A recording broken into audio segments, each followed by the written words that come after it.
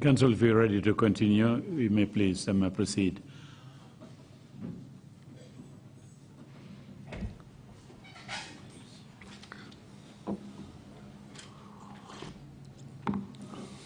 Welcome back, Mr. Mboge. Mr. Mboge, bismillah. Thank you, Council. Mr. Mboge, we have covered the several events that took place in your life during those days.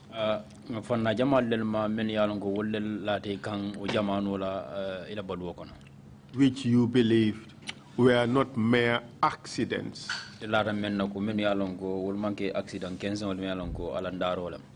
But were designs to eliminate you. Correct? That's your position. That is my belief, yes. But as a legal practitioner, you would appreciate that the evidence in support of your claim is not in fact conclusive.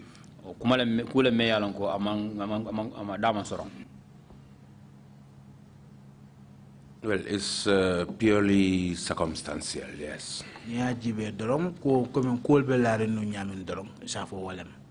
And circumstantial evidence, for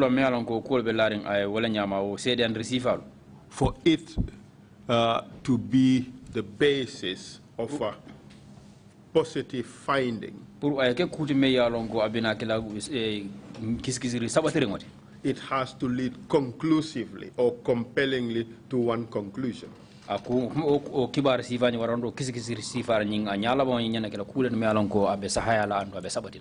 Exactly so. And in this case, it is not so. Well, I have not yet given the conclusion. Fair enough. But with everything you've narrated so far, it just triggers suspicions. Yeah, I agree. So could you proceed with your testimony? Perhaps maybe we would reach to the conclusion where one would have to make a final assessment.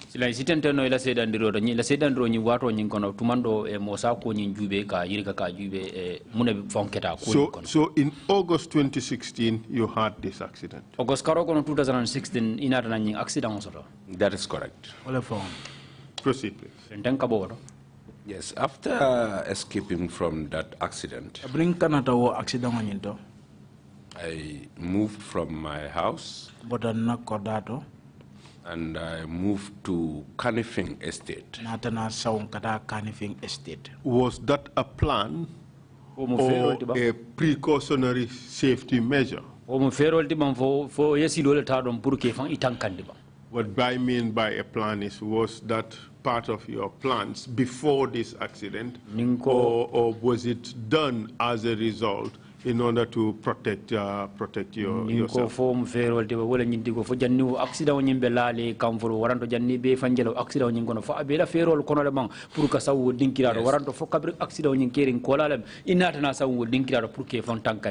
Yes, the movement was a precautionary measure.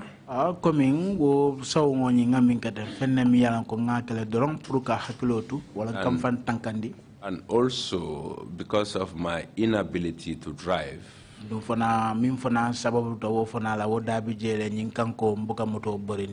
I get my children closer to their schools where they don't have to pay transport to go to school.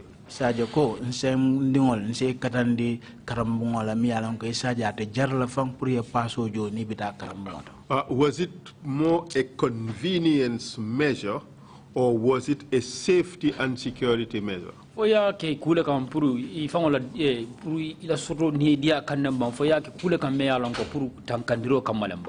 was both. Why a safety measure? You've explained the why the safety measure. You've already explained the convenience aspect of it. Mune asabu iko aketa kule me yalan ko yake kule ka puru tankandiro kan ye so ne andiro ni na kumonyin fole. Well, I realized from the accident nata jele ko kabrin accident on keta foka pare and related to the facts that I already have from the junglers whilst I was in prison. andu fana nata na chokinyolo ke ko la mi yalon ko wala kata anin jongula le kuma kan min fonya wato me ambe kasoto. Tell us precisely what the junglers told you. Silang afanya kumala sutun kono drong jongula le mune foye.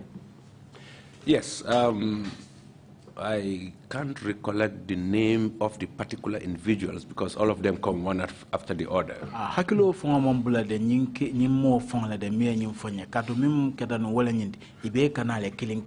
Does the name by law ring a bell? Niamo by law isondo mokono fo be fen moleto mudale yemol moltol mi ko mede sondo mokono ba. By law is one of them. By law da be kono. I raised the name because you raised Nene Cham. Yes. As having been their lawyer. Niya je ngani to fo wala nyindi ko yet Nene Cham tole fo jang anu Nene Cham molde mi ko anana kete nyul la loyati le. And yesterday she talked about them. Andun kunun adiamta wala ko wala janne. And we have correspondence suggesting that she was their lawyer. That's why I suggested that name. Exactly.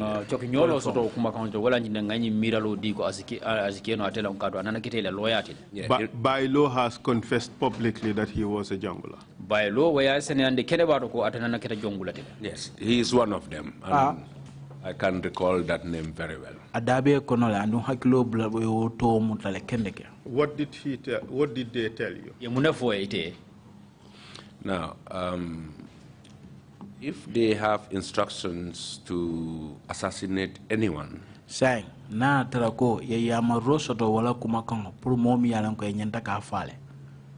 use all kind of camouflage to make the accident or the scene look like artificial. Could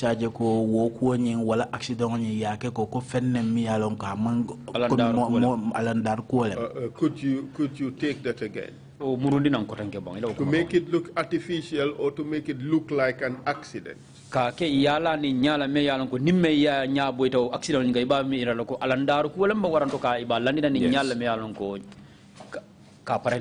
Yes, to make it look like an accident.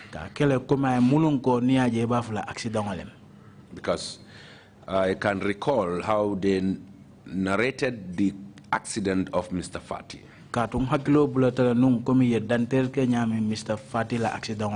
With a truck and a taxi involved.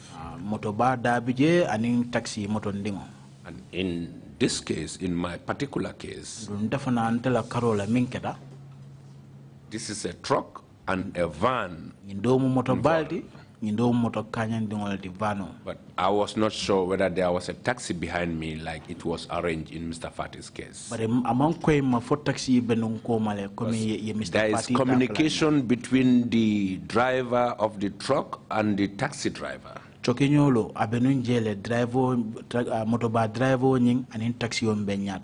instance? The Fati instance or your own instance? In Mr. Fati's case. Mr. Fati la Carola. So in essence, you using the parameters of similar fact.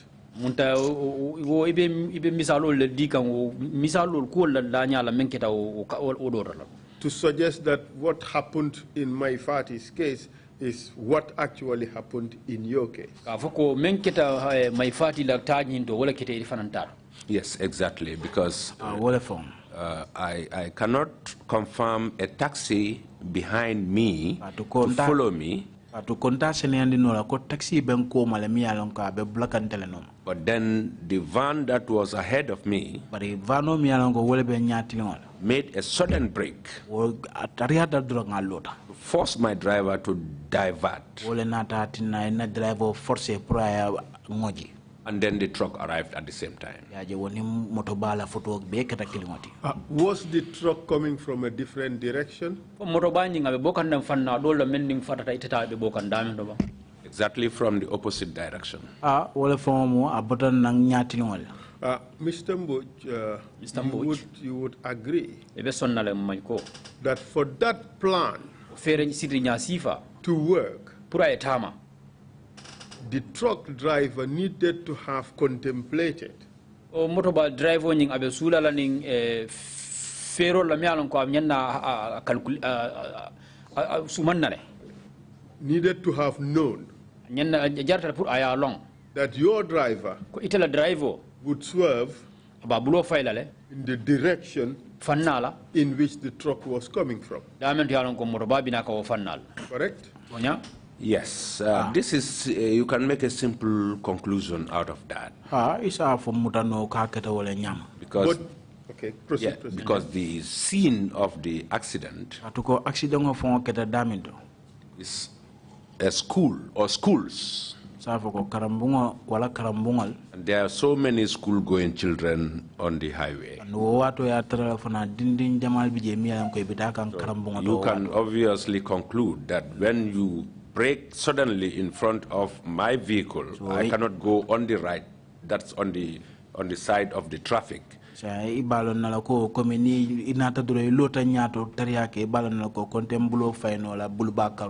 only go on one side. That is where the vehicles are coming from. But why couldn't your driver have swerved to the left? No, he swerved on the left instead of the right. No, on the left. Because there are people on the side of the road, that is the right side. And the area is full of school children, and this was 8:15 precisely.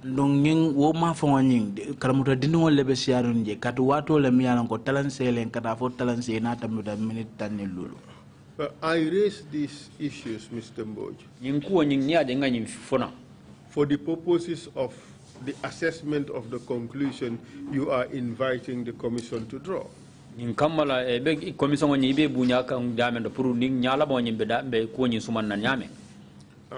For that conclusion to be valid, you have already accepted that the truck driver needed to have known that your driver would only swerve in one direction. That is the direction of oncoming vehicles. Oncoming traffic. Yes.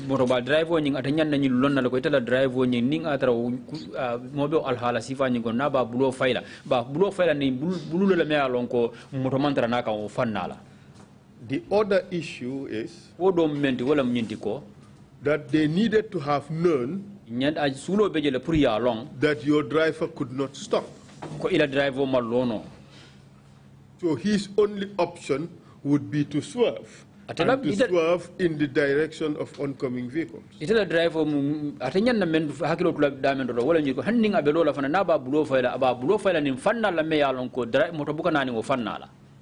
Now, the analogy I conclude from the accident of Mr. Fati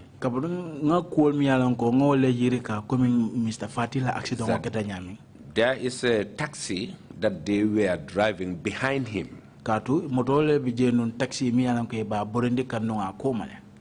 And this driver was communicating with the truck driver that was coming from the traffic light, Kairaba Avenue.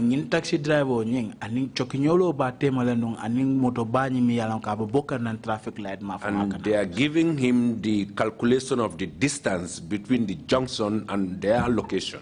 Up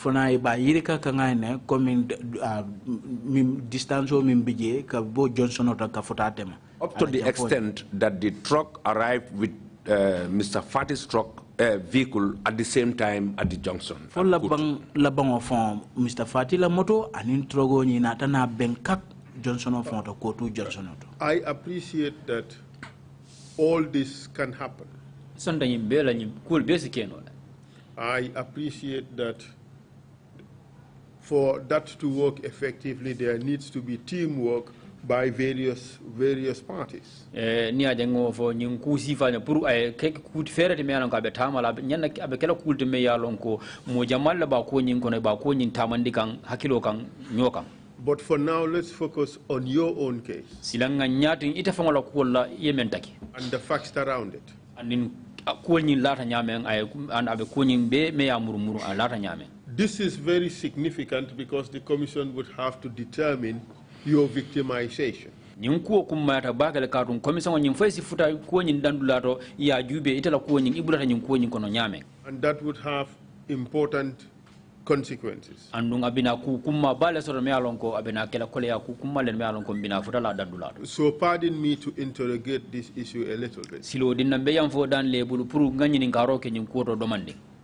You are welcome. You would agree with me that for their plan to work, they needed to have known that your driver could not stop. Puru ila nyim fero sitri ngonyim puru ayetama nyanta lonna ko itala driver nyin ata lono la o dingira nyin. Because if he did stop katu ning alota on his lane, atela leno kan abe silo men kan, he would not have been hit by an oncoming vehicle. Moto dota mano la meyalon ko wala bina kan akoma. You agree? Yes. I agree with that. And that by itself raises doubts as to whether this was a plan.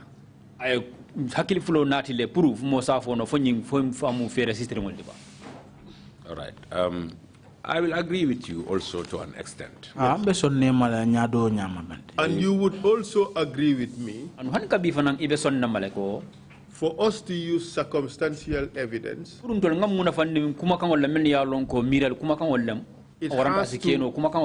It has to lead compellingly to just one conclusion. And you would agree with me that the set of facts described do not lead compellingly to one conclusion. Because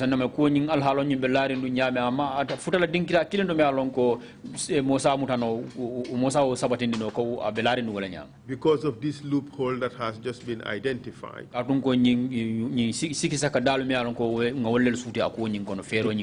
that is the possibility that your vehicle could stop and therefore render that plan basically ineffective. Would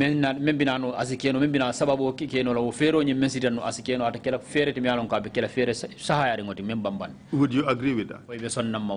Yes, I will agree with you to an extent, like I said. And by extension, in the absence of any other facts, that goes to the contrary, we might as well consign this case to the realm of speculation or suspicion.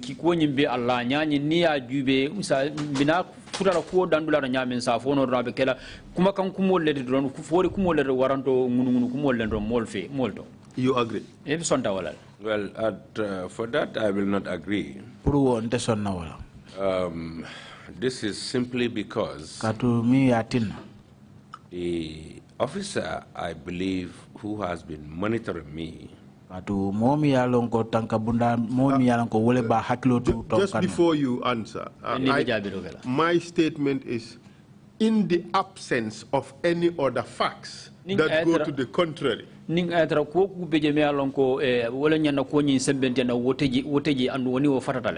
the facts you have disclosed so far can be called speculative or mere suspicion. In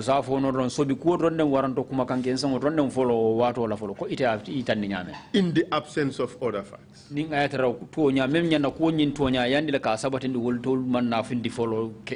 Yes. So you agree with that?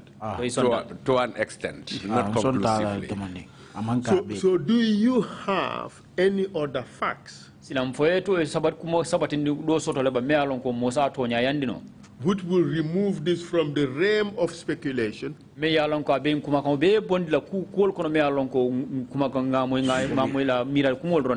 and put it in the basket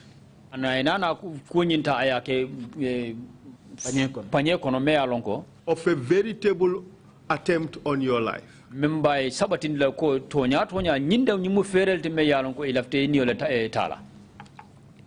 Yes, I can give other facts in addition to what we have already said. Please go ahead. Just like I said, when I moved to Kanifing, December, just before the elections, I want to say it was after the elections. It was within that period, in December, I know. My watchman in my garden at Jalamba gave me a call early in the morning at 4 a.m. and asked me where I am. I said, I'm in Kanifing. Well, what is it? Why this call at this time?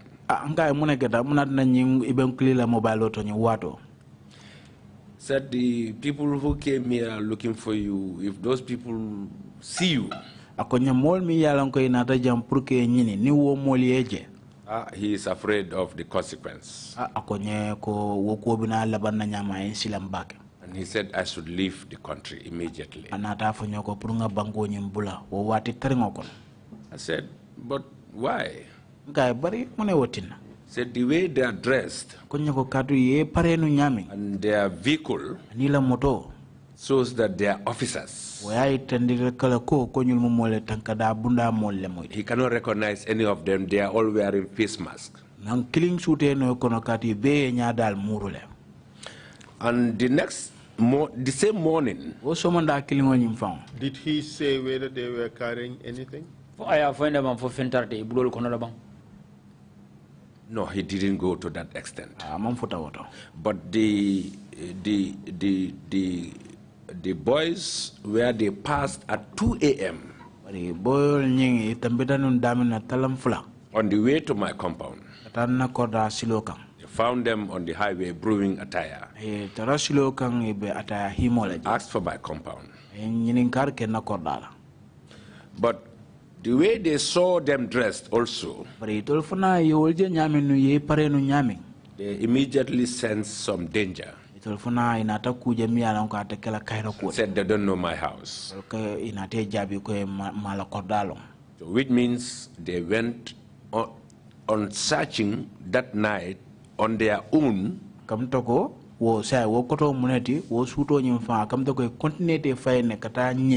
Until they got to my garden at 4 a.m. in the night.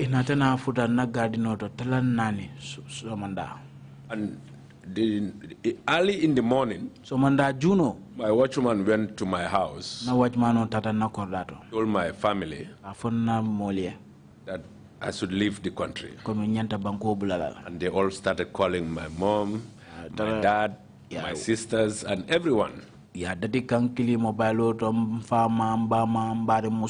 Everyone was worried about my safety. I said, I am safe here. And secondly, I am handicapped. I am sick. I cannot go out at this critical moment. But then the pressure mounted. The whole day they were insisting that I should leave the country.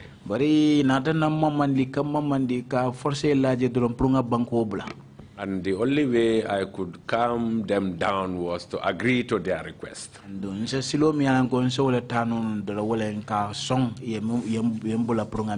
I said, okay, I will leave. But then I never left.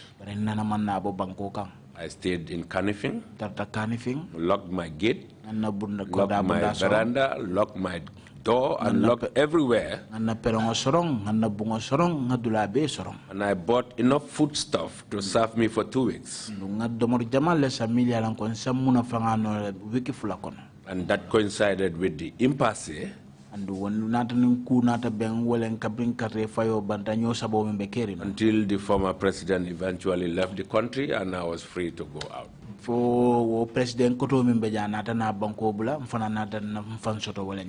Effectively, you went into hiding. Exactly, yes. And I can tell you, Mr. Mboge, that I appreciate how hard it is for anyone to have to leave his or her country or to go into hiding.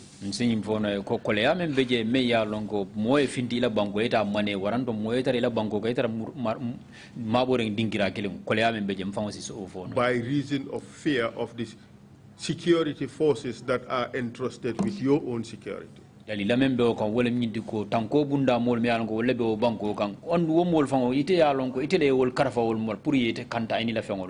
so I am sorry to you and to all those persons it happened to.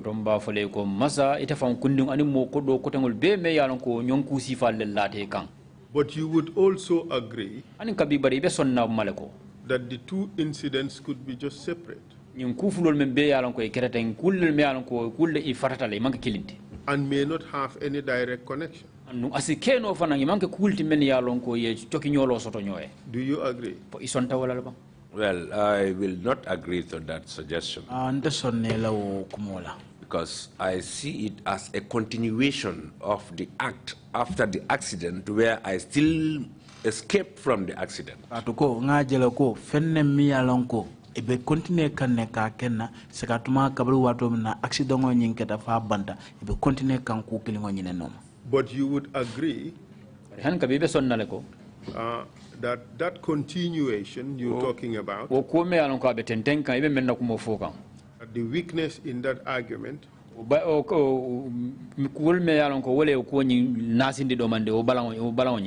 is the difficulty or the weakness identified in the penultimate limb. That is, it is not conclusive. That act was by state agents. And if it is not conclusive, it means it may not be part of the chain, part of the link in that chain.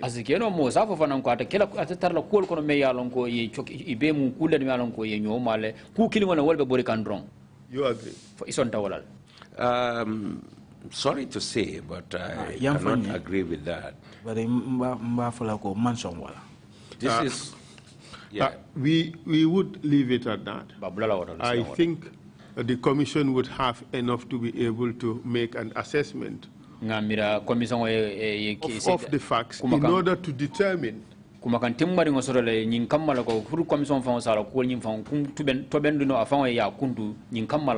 whether this is one continuum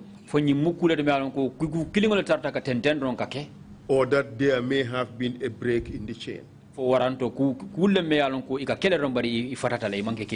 Either way, the Commission would make an assessment on the issue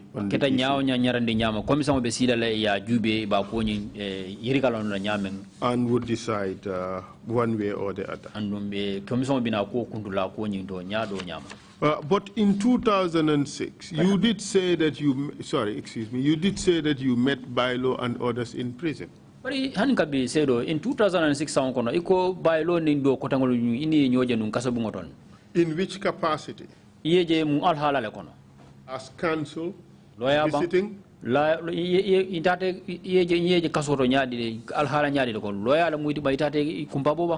Or in some other capacity? Could you tell the Commission, please?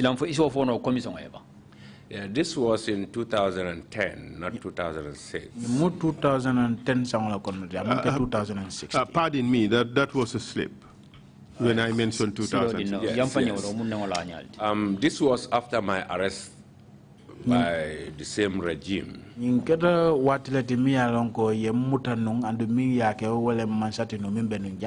And I was sent to remand. Could you kindly give us a brief rundown of the circumstances that led to your arrest?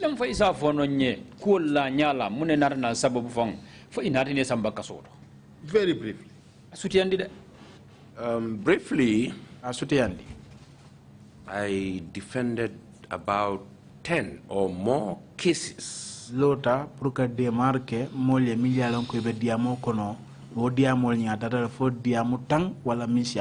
from the executive.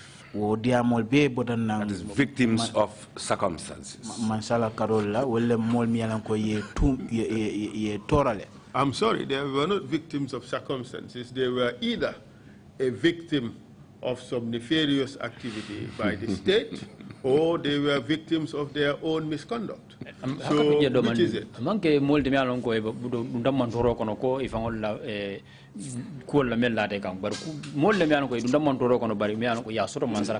Well, you may be seeking for precision. A little elucidation. Yes. Circumstances based on their arrest, trial, and convictions.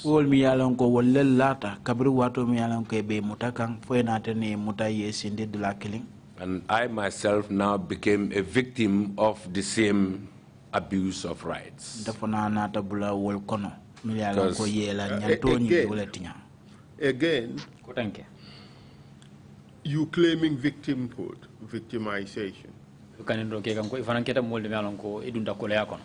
And the commission would be required to make that assessment.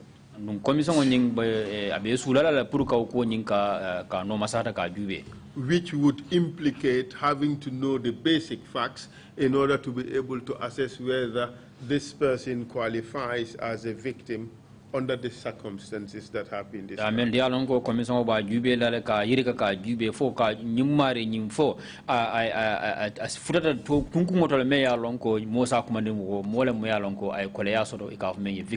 So tell us the facts. What happened? Why were you arrested?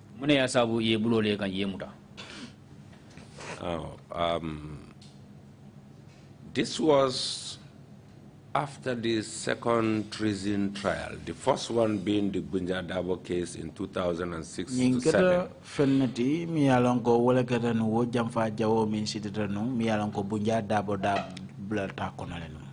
And the second was the Lantambong and Sajo Fofana case in 2009.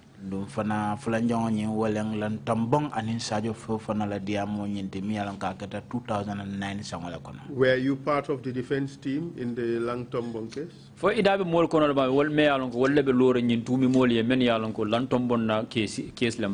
I was with SM Tambidu. He was defending Lantambong and I was defending Mr. Joe. Chief of Navy Staff. What's his name? Joe. The second.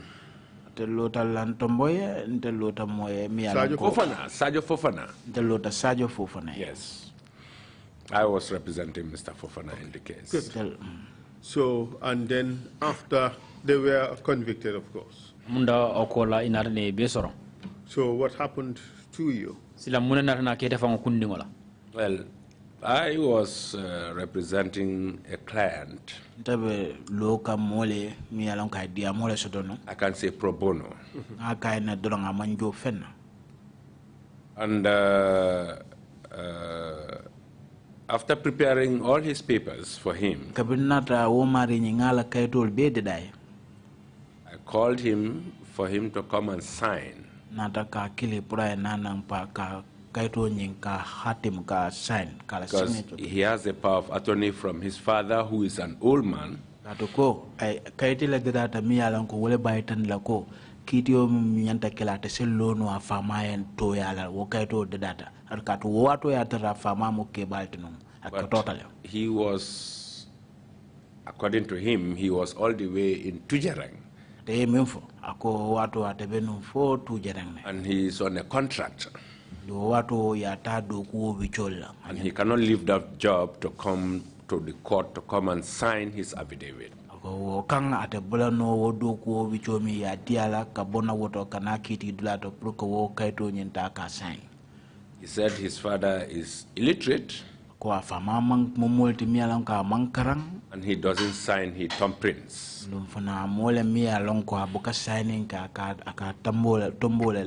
And he pleaded with me to thumbprint that affidavit for him.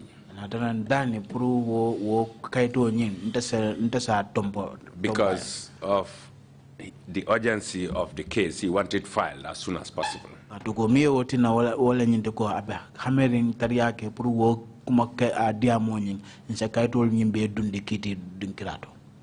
gave the processes, I mean the papers. The interpreter knows what is a court process. Of course.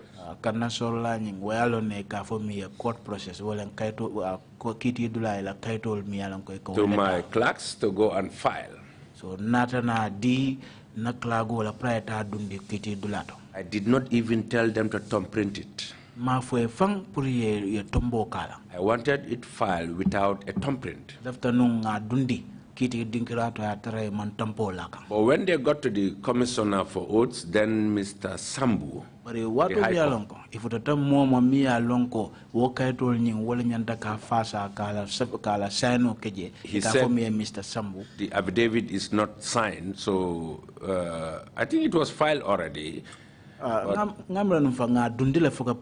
said the affidavit is not signed and or thumbprinted. Then I had a new member of staff who doesn't know the implications of thumbprinting an affidavit. And she volunteered to thumbprint the affidavit and get it filed. After the filing and the dating and the service of the process, the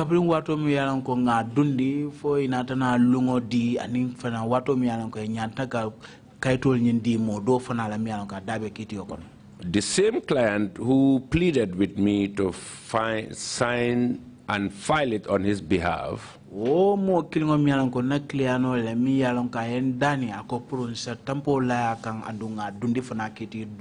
around and said he did not authorize me to sign that affidavit on his behalf.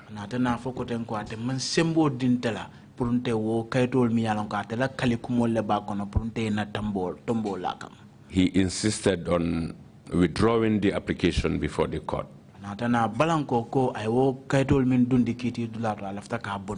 After withdrawing the application already, I believe he got a link with the same person who is monitoring me. That is because they come from the same village in Jambanjele. Mole mi alonka ni mole be chokinyolo kono wo mo mi alonko wole be buntela kuol no masata kan katate ne wo mo kilonyi tolbe mo jambanjeli koleti. And then he had an opportunity to get me arrested watola natana harje soto pro yente muta and ask him to go and report to the police. Well, Mr. Mboge, if the fox is hunting you and you come and put your hand in its mouth,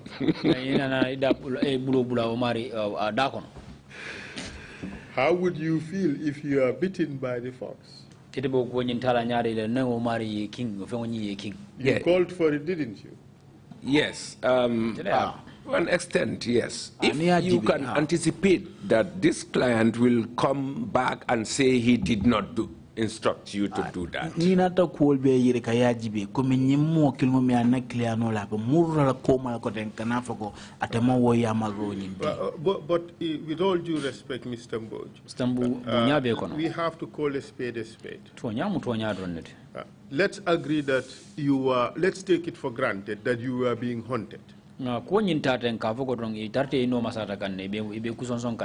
were looking for a reason to get to you.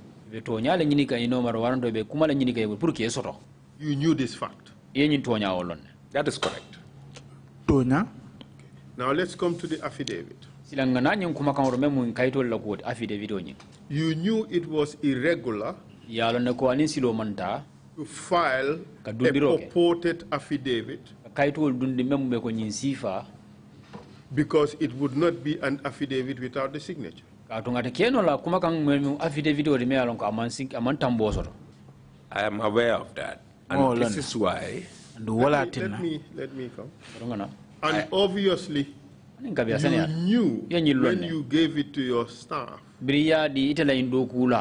to be filed, you knew fully well that even if the papers are accepted, the affidavit will be thrown out because it is irregular, it is incomplete. Without a template or a sign. Yes. Yeah, that is an incomplete affidavit. Exactly. And you knew it would be thrown out. And the effort would have been ineffective. Yes, but I would have relieved the pressure on me to get the document filed. Yes, but step by step. But even at that, it has legal consequences, and I don't want to enter into that. And the thumb printing of the document was uttering a forgery.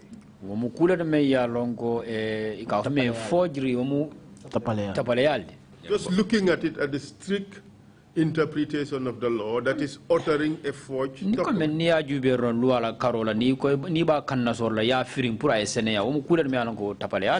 With all due respect, I'm not suggesting that you did that. We're just looking at the basic facts. What happened.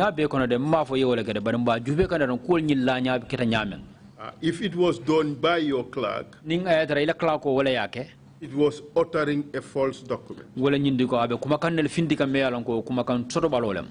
agree with that? Yes, I agree with that. That is correct. That is, I will add one condition. If I had given the instruction to do that. We are talking about the act itself. The nature of I agree with that. And this uttering of a false document was done by your chambers, by your practice.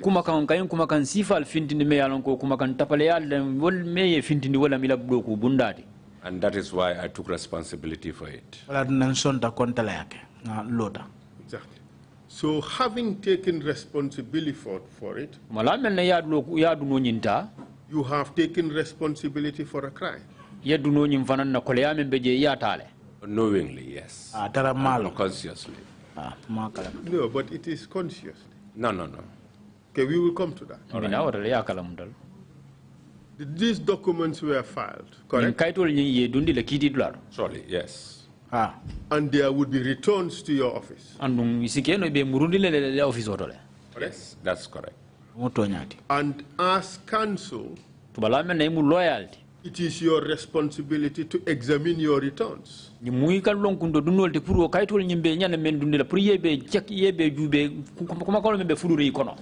ensure that your documents are in order. That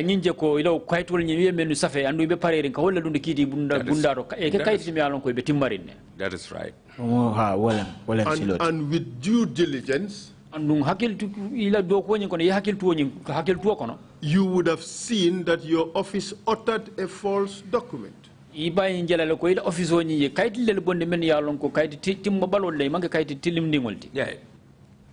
That is right.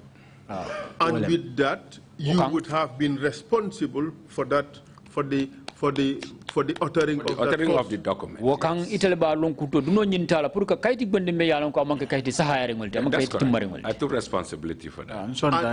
And that itself means you are responsible for a crime that has been committed. Itele lonkunto duno ta bara la me yalon ko bara tilimbalole kule me yalan ko amanke ku kendo. I wouldn't agree with that. I took responsibility for a purpose. Not a crime. So you took moral responsibility, but not legal responsibility. Yes, because accepting responsibility doesn't amount to criminal responsibility. I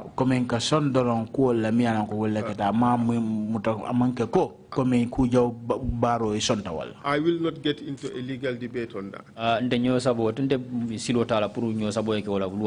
But you would appreciate that whether you are legally responsible for that crime or not is a matter for final determination. Of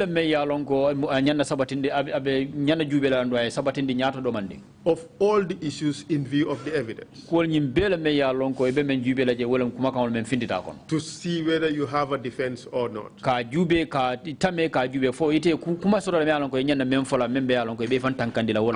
either in order to determine whether the evidence is sufficient to attribute responsibility for you. You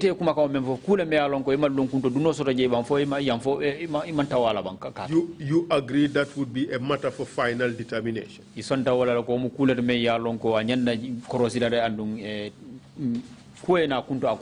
Yes, that is the reason why I was charged. And I was taken to court. And for determination, yes. Exactly.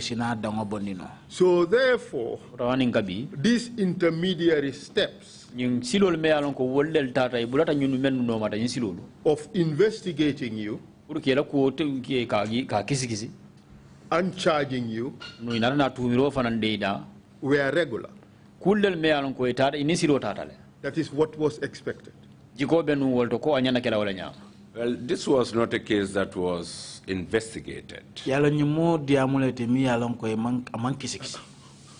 But okay, let me rephrase it. The intermediary steps of getting to that final determination, be it investigations, be it arrest, be it laying a charge, and be it arranging you before a court, you would agree that all these steps are regular.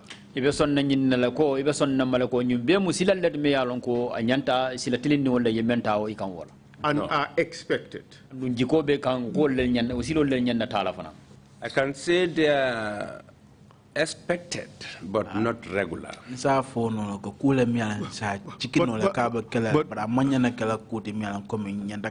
But how can you expect it if they are not regular? These are prescriptions of the law. Yeah, there's a procedure for those steps, procedural steps to be taken before your arraignment. Not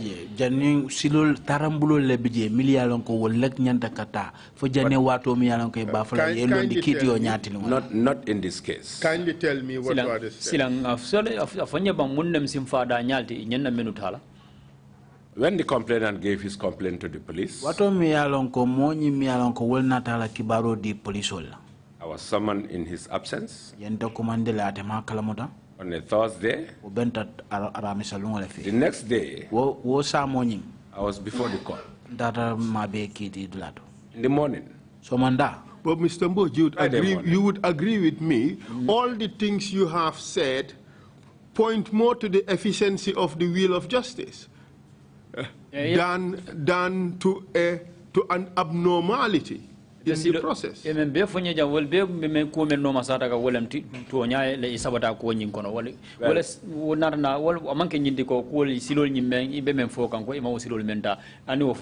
We have seen experience of cases that state has interest. Fast tracked. So diamol mi alon ko ki mansa e sulo soto diamol min to ngajele ka kitol ka nyama ka triya nyami. So your beef is that it was fast tracked. But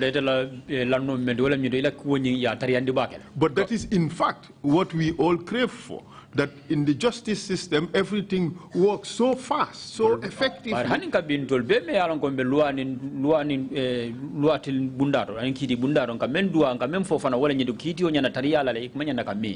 people are tried within a reasonable period of time.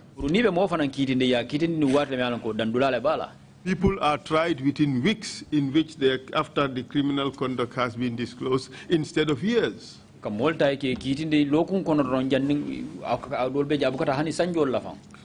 all the criticisms you have raised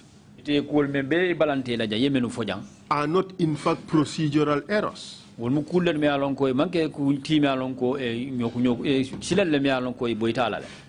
agree?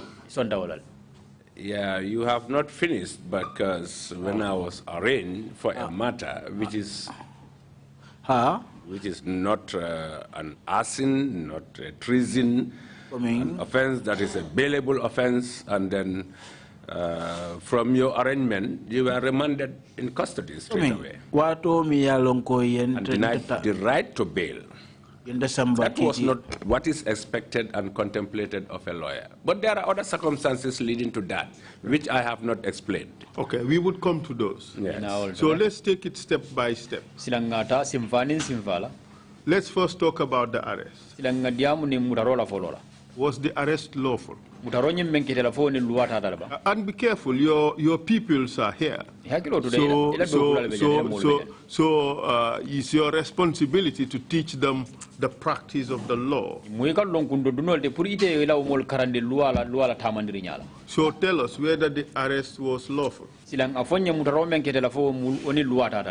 Yes, I will believe that is so. So there is no complaint about your arrest. So the issue now is the detention. The remand. That is right. And what's the problem with the remand? I know as a matter of fact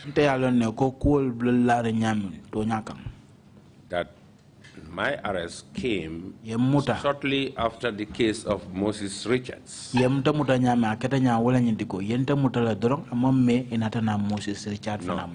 What is Moses first?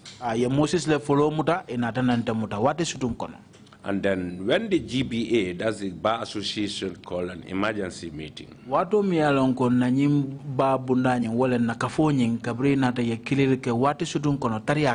decided to protest by boycotting the courts. I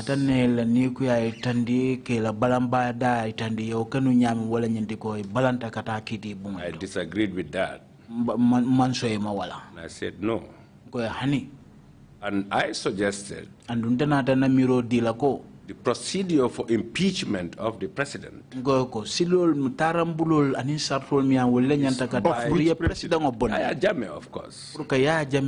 Is by matching and filing a petition to the National Assembly.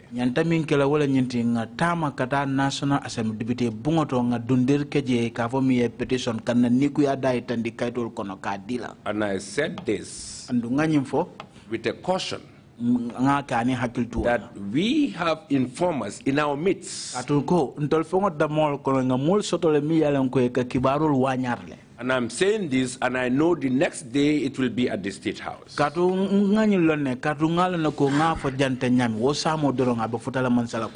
you saying this to suggest that because of my pronouncement, yes, there was a motive, for my a reason to want to have you behind bars?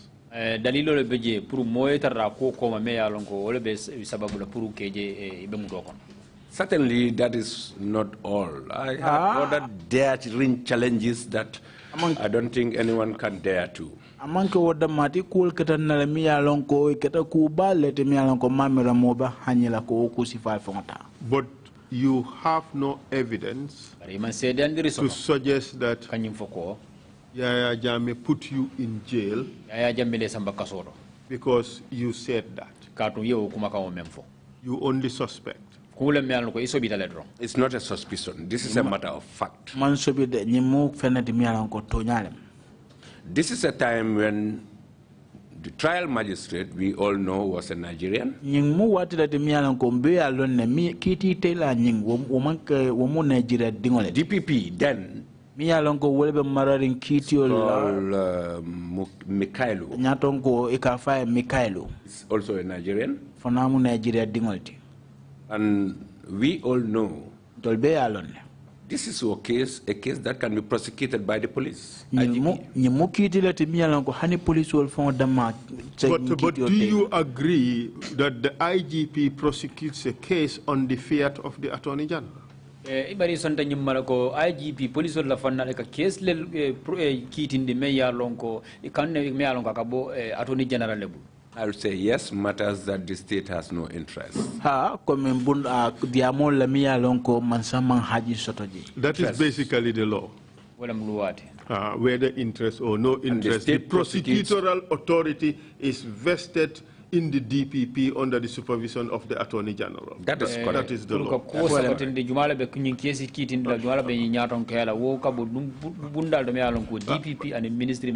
Perhaps we can avoid a lot more polemics by just agreeing that the presiding magistrate had the discretion to remand you in custody. You agree with that? No, I don't agree with that. Are you suggesting that the presiding magistrate was obliged to let you go on bail? Oh, ilafta fala ko magistrate membe siring o kitio ila o kitio nyin kunna fo abalanta la pour kal bail dila ba. No, was obliged. Nyanta ka bail dila le, sorry. He's not even obliged. Exactly. And by not being obliged, the presiding magistrate had a discretion. He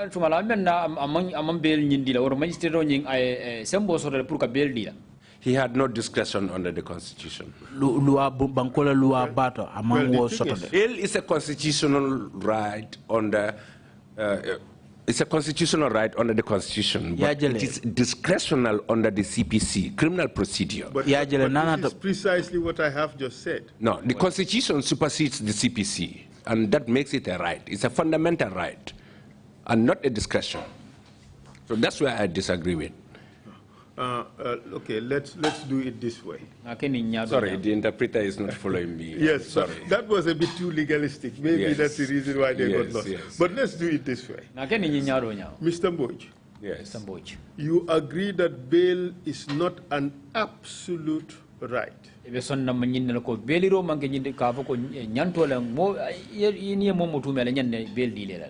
not an absolute right. It's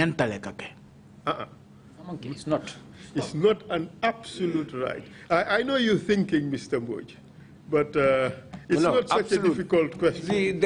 It is technical. I know I'm before a commission and I'm before learned, experienced people here. People are watching and listening. Absolute right. No, absolute is a relative term. It's not... absolute means absolute. There is nothing relative about absolute. Absolute is as absolute as the word.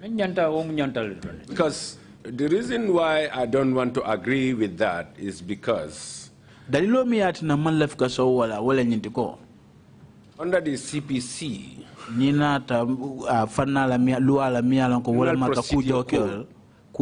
it is a discretion.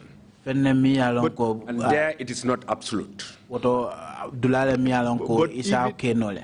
even in the Constitution, it is mandatory under the Constitution, Section 19. To grant bail. It's a fundamental right, and that right is mandatory, couch in mandatory language. If you bring the Constitution, Section 19 sub 1 says that no one shall be deprived of his or her liberty. Yes, but except. And by saying except, what does that mean? In accordance. Okay, just a moment. By saying except, you have removed it from the realm of it being absolute to import some derogation. No. I don't want to agree with the use of the word absolute. Bring the Constitution. Go to Mr. Gay Show. He would give you the Constitution and you bring it. I will equate it between Go to Mr. Gay Show. He has the copy. He's sitting right out there. I think he's in the witness room. Okay, go to the witness room. He's there. This is very basic, Mr. Mboge. It's either these fundamental rights are not absolute. There are derogations. And the derogations are the exceptions that apply to them. And because there are exceptions, you cannot call them absolute. This is basic principle of law, isn't it? Surely there is a line, and a thin line of distinction between the mandatory and discretionary provisions of the Constitution and the applicable general law, that's the CPC. And the only mandatory provision you had with regards to bail was the absolute provision that for a charge of murder and treason, they were not bailable. That's the only absolute provision, because there's no exception. The rest of it was not absolute.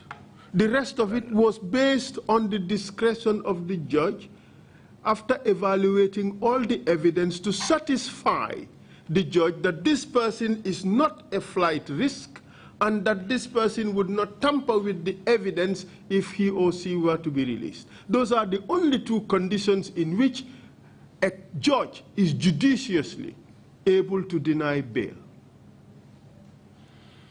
Agreed? Well, yes, there are laid down conditions, obviously. For you to satisfy before you are granted bail. But if those conditions are satisfied, let us first agree on the law. That the magistrate had the discretion to grant or not to grant bail. Under the general law, yes. And under the Constitution. No. The discretion will be eroded with the mandatory provision of the Constitution. Well, with what you are saying, Mr. Mboge, it therefore means nobody can go to jail. No, I did not say that. Well, if it is absolute, that everyone has an absolute right to liberty, it means no one can go to jail. If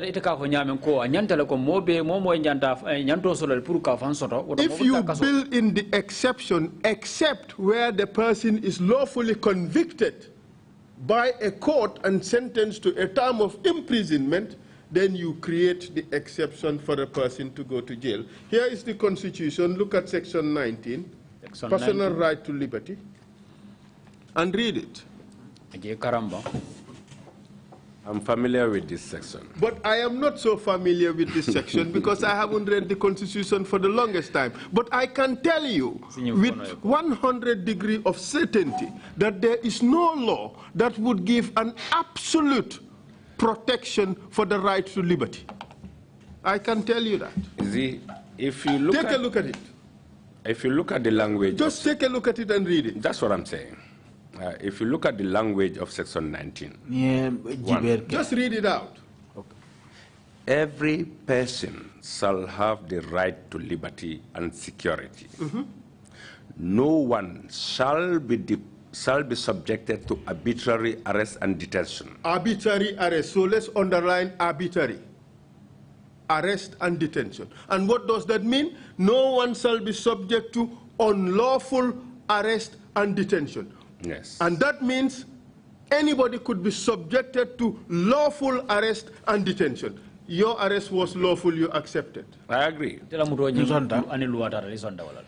It says no one shall be deprived of his or her liberty. This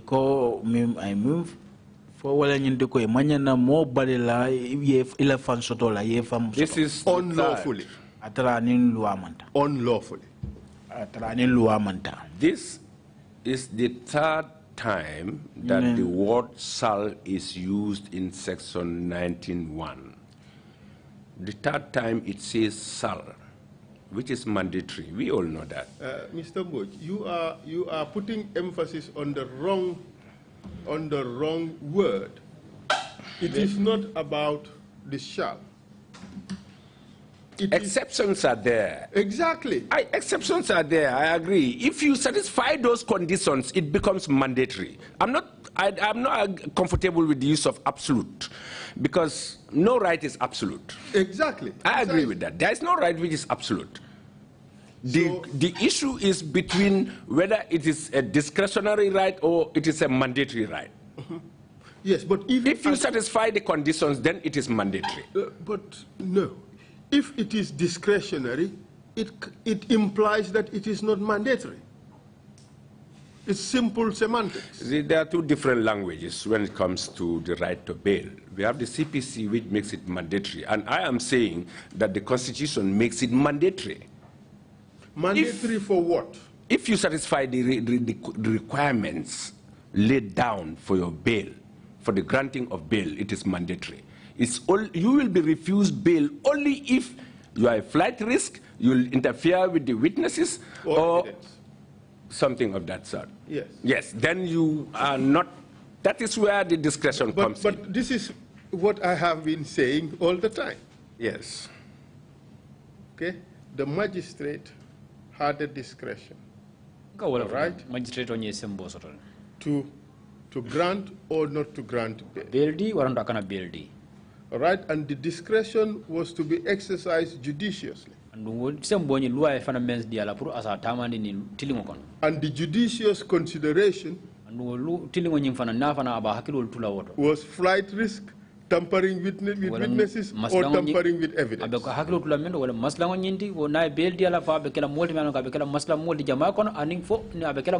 see you nodding your head, so thank you for agreeing. No, I agree with you. Okay. So if you did earlier on, we would not have had all this legalistic polemic. No, but I'm not comfortable with the absolute word. Well, right, which is absolute. Well, you used the word absolute. No. You said this was absolute. No. Okay, all right, then I misunderstood you. The language of the Constitution is couched in mandatory language. That is, makes it compulsory for you to have bail if you satisfy the required conditions. I agree. Okay, so the judge exercised the discretion granted to him or her, or the magistrate, and assessed the evidence in your case, and decided to remand you in custody. Did that happen? No. What happened? That is not the case. After the reading of the charges, normally you are entitled to apply for bail. I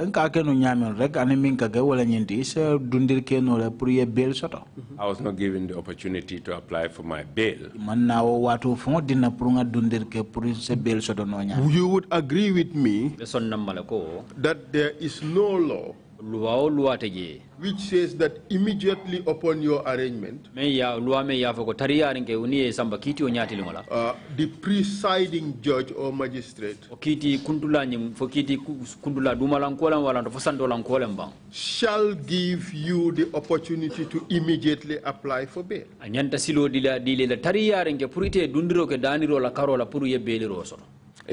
There is no written law on that. You agree with that? Yes, I agree. Then I will Okay, explain. then let me ask my next question. And by deciding to remand you in custody, the presiding magistrate has not deprived you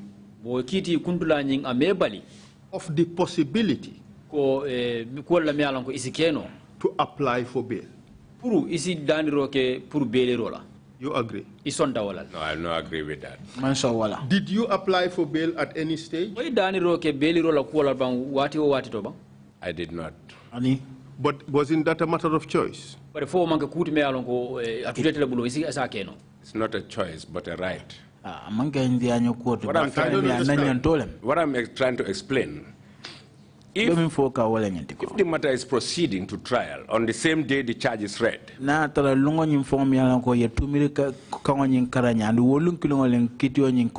before the adjournment of the case, the trial magistrate or the judge is mandated by law to consider your right to bail. Miyalonko kitio be mole bulu kiti tela nyinga nyanta ka jiber ka ko la miyalonko wala nyante yese dundir ke no priye bel soto. Mr. Mboge, you know that the wheels of the criminal justice system are moved by emotions. They are not just moved by wishes or dreams. They are moved by emotions.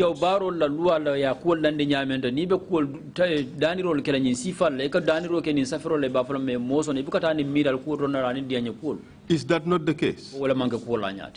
There is a procedure in every court. Yeah, yes. But answer the question. Not only by motions. Motions apply in superior courts. This is a court of summary jurisdiction. But it's a motion. You don't have to apply by motion. That is a formal application. But it has to be an application. Yeah, exactly. You have to bring an application. Okay, good. So it's not just a wish or a dream. There has to be something that would trigger the process, correct? That is, yes, correct. If you are did you apply for bail? Did you trigger the process by applying for bail? I bear in mind your previous answer. Did you apply for bail? I said before I will apply for bail. Did you apply for bail?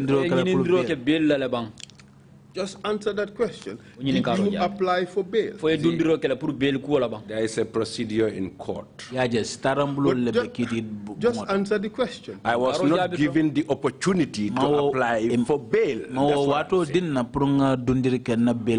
But all it took, Mr. Mboge, you are very learned in the law. All it took is for you to say, Your Honor, I wish to apply for bail on the basis of section 19 of that. That's all you needed to say. Isn't that the case? Isn't that the case? You can do that. So okay, no. Good. Was your mouth gagged? Was your mouth gagged? You can do that when the court finishes recording what it is recording. You cannot interrupt a court. That is unprofessional. But that's what we do every day, Mr. Mboge. We interrupt judges. We say things. Sometimes we even talk over each other. This is normal. I agree. But yes, if a court records your plea, after your plea, and sends you to remand without giving you the opportunity to apply for bail, and you are saying that whether my mouth was gagged, I was not gagged, and you know that, because in court, nobody can gag your mouth. Okay, so the reason why I ask these questions, Mr. Mboge, is to determine, because what we are mandated to determine is the unlawfulness of your detention. dari lo me asa ngai nyinin karo nyinin ka wala nyindi ko ka do go men di tan tolla wala nyindi ko ka kol kisi ka jube mutaro men kede la wala afani luanta yale mbam fo munen. And the test would require us to examine all the procedural steps. No koto boro nyin me woyen kanin nyin na puru nga silol nyin be jube ka jube fo silol tata la me yalan ko nyanna wollel tala jandi be sambala kaso. If the police had arrested you and bundled you and taken you to straight to mile 2 without any paper, as has happened in many cases, ning adra police oli mudal ro ye kafu nyomare yesamba kasi bumba to koy ka kodol kanya warra kayti wo kayti de je ka do lakol la nyame. Then we say this detention is unlawful. But you were taken before a court. And the court sanctioned your detention. Is that not what happened? That is what happened, but we all know. So then, because that is what happened, that is what the law prescribed. That if you arrest a person, take the person before a judge within 72 hours. Yes, and then the judge will decide whether to release you on recognitions or to detain you. And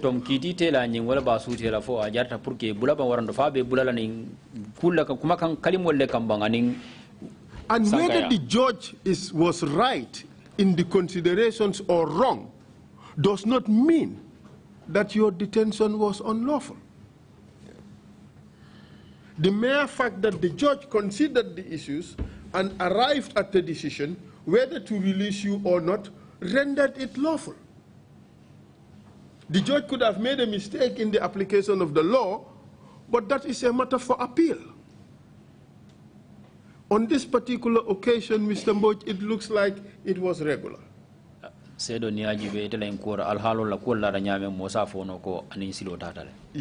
I beg to disagree with you. I don't want to argue legally or my arrest and detention, whether it's legal or lawful or Mr. Mboge, that is for the commission to decide. Yes, the commission would make its finding on these things, and if you, I don't know what that finding would be, but in the event that they made a finding with which you are not happy, you could utilize the provisions of the rules of procedure to deal with that issue. So you were sent to detention. Yes, indeed, luckily.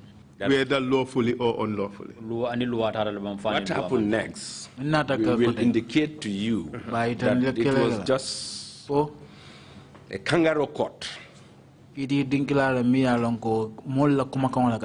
Why? Because if you are detained on Friday, on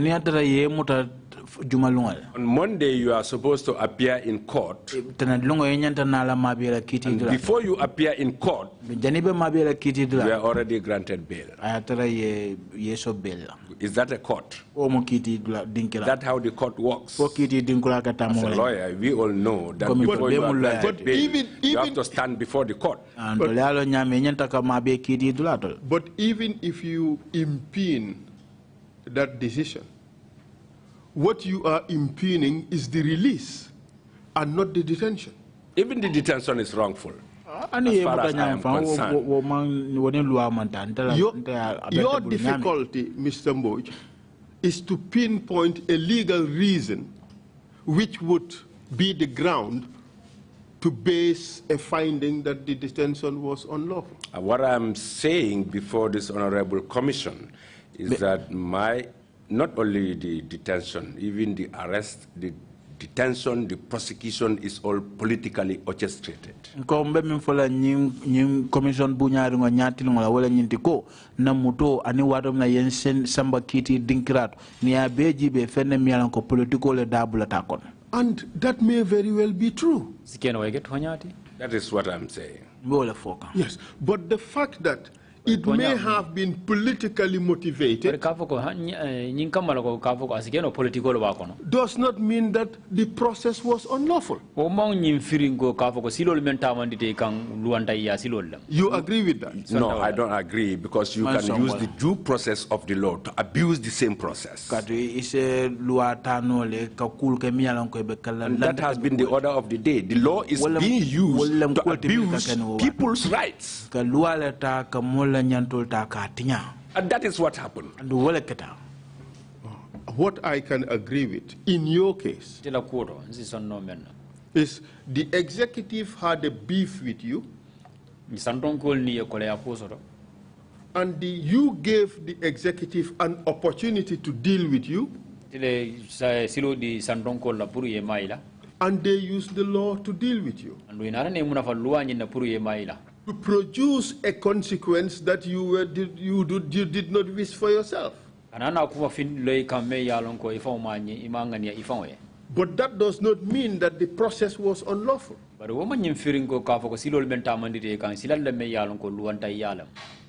I will not agree with that. Because... But okay, let me ask you this question, Mr. Mboge. If you had killed somebody, God forbid, I think we've said that in unison. Okay, let me use another example. Okay? If you had hit somebody. You reverse it. If you had hit somebody. Yes. Yes. Yes, that's right. Yes. Example of yourself. Yes. If I have hit somebody. Yes. And it is understood that this is a crime. Like an accident. No. No, if I deliberately do it, it's a crime. Correct? That is right. Would I be entitled to arrest? Sure, certainly. Would I be entitled to detention pending trial? Yes, that's a right. On the prosecution, they have a right to 72 hours detention. But even after the 72 hours, would it be procedurally correct to bring me before a magistrate or a judge and have me detained? No, you can be brought before a court of law, but you cannot be detained. You cannot be detained. No, is that the law that is practiced in this country? We are dealing with a situation that we are all aware. I'm not talking about the situation. I'm talking about the application of the law, straightforward facts. For instance, does a judge or a magistrate have the power to detain me in the circumstances described?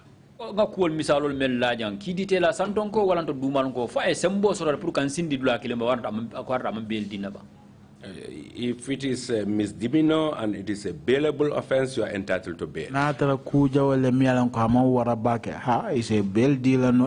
Being entitled to bail does not mean that I will necessarily and must get bail. You accept?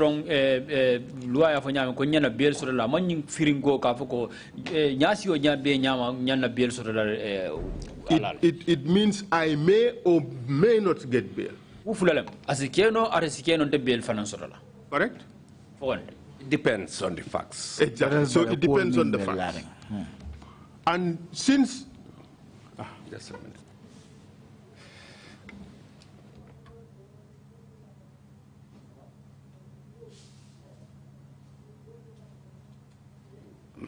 You want a few minutes, Mr. Yes, Mboge? yes. Okay, please, by all means. Comfort myself, Mr. Of course, by all means.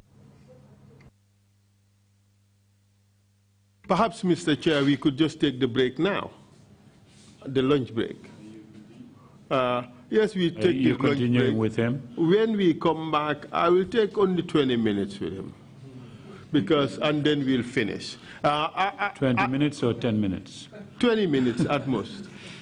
I mean, I can leave this point and just leave it to the commission to decide. But I just wanted to ensure that all the relevant issues for consideration has been brought out and that he knows that those considerations are being taken into account. No, I'll leave it to you. If you need to continue with him 20 minutes. briefly, we can do that after the 1 hour lunch break. Yes, Mr. Chair, 20 minutes most. So we can do that, but let him just come back and then I'll respect him and honor him with the announcement that we will go. He can be informed. I'd rather do it. Yeah, let's wait until. Okay, all right, no problem. Thank you. I don't want to close the thing in his absence. Much obliged, Mr. Chair. Much obliged.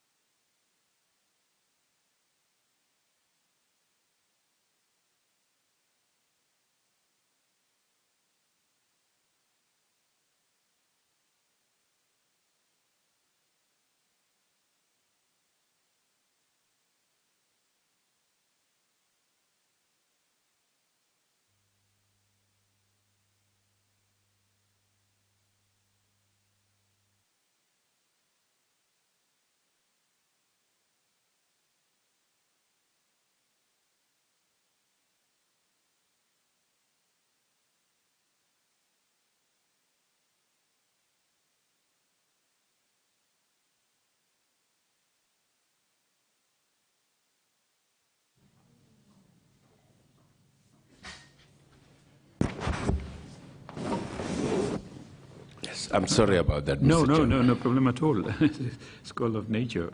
We will take a lunch break and then come back at 3 o'clock. So meeting is adjourned. Thank you.